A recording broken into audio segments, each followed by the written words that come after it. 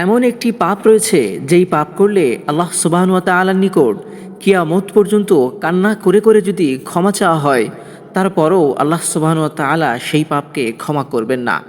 শুধু তাই নয়, এই পাপ করলে যেই ভয়ঙ্কর পরিণতি হবে তা ভিডিও শেষ পর্যন্ত দেখলে বুঝতে পারবেন। আর পাপটি হচ্ছে বান্দার সাথে জড়িত পাপ, অর্থাৎ মানুষের অধিকার লঙ্ঘন করে যেই পাপ হয়।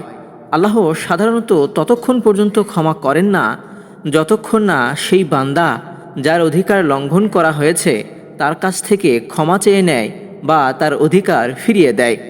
বান্দার সাথে জড়িত পাপ বলতে বোঝায় অন্যের অধিকার হরণ করা, কারো মনে কষ্ট দেওয়া অথবা কারো সম্মানহানি করা ইত্যাদি। এই ধরনের পাপ আল্লাহ ততক্ষণ পর্যন্ত ক্ষমা করেন না যতক্ষণ না যার অধিকার লঙ্ঘন করা হয়েছে তার কাছ থেকে ক্ষমা চেয়ে নেওয়া হয় অথবা তার অধিকার ফিরিয়ে দেওয়া হয়।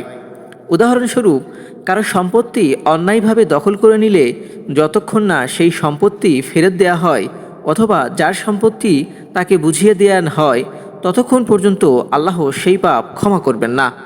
অন্যের মনে কষ্ট দিলে সেই কষ্ট লাঘব না করা পর্যন্ত আল্লাহ ক্ষমা করবেন না।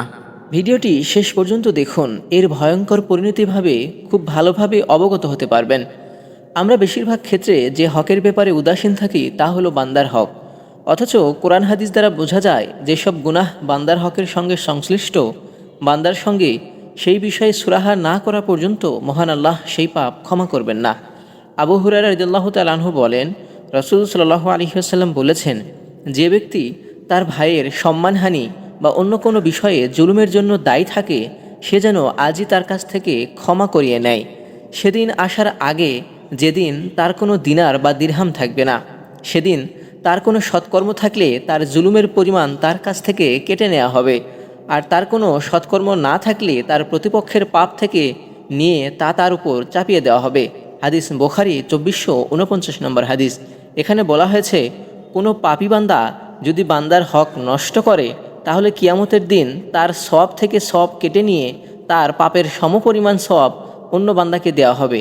আর যদি তার কোনো সওয়াব নাই থাকে তাহলে অন্য বান্দার পাপ নিয়ে এই ব্যক্তির মাথার ওপর চাপিয়ে দেওয়া হবে। এই হাদিসটিতে নবী করিম সাল্লাল্লাহু আলাইহি ওয়াসাল্লাম তার উম্মতদের বান্দার হকের ব্যাপারে সতর্ক করেছেন।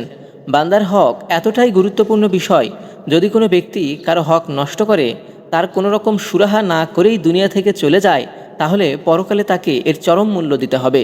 সেদিন মানুষের কাছে এমন কোনো অর্থ সম্পদ থাকবে না যা দ্বারা সে তার ভাইয়ের হক আদায় করে দিবে। থাকবে শুধু আমল নামা। কারো কাছে যদি নেক আমল থাকে তাহলে তার আমল নামা থেকে নেক আমল কেটে ক্ষতিগ্রস্ত ব্যক্তির ক্ষতিপূরণ দেয়া হবে।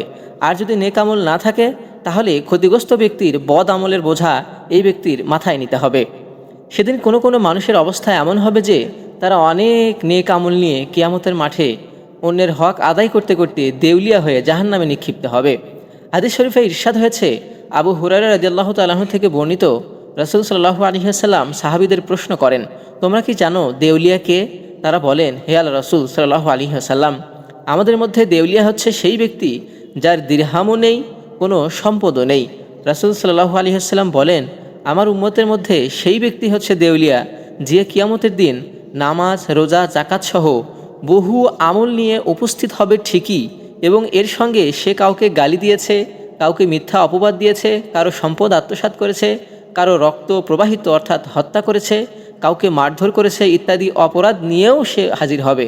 অর্থাৎ সে একই সাথে অনেকগুলো সওয়াবের আমল নিয়ে হাজির হবে এবং একই সাথে অনেকগুলো পাপ নিয়েও হাজির হবে।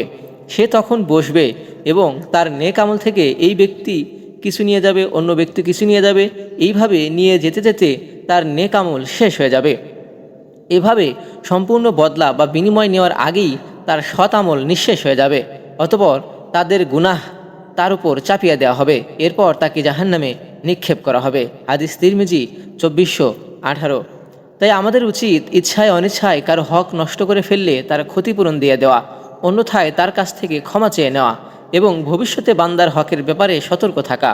মহান আল্লাহ সবাইকে তৌফিক দান করুন, আমিন।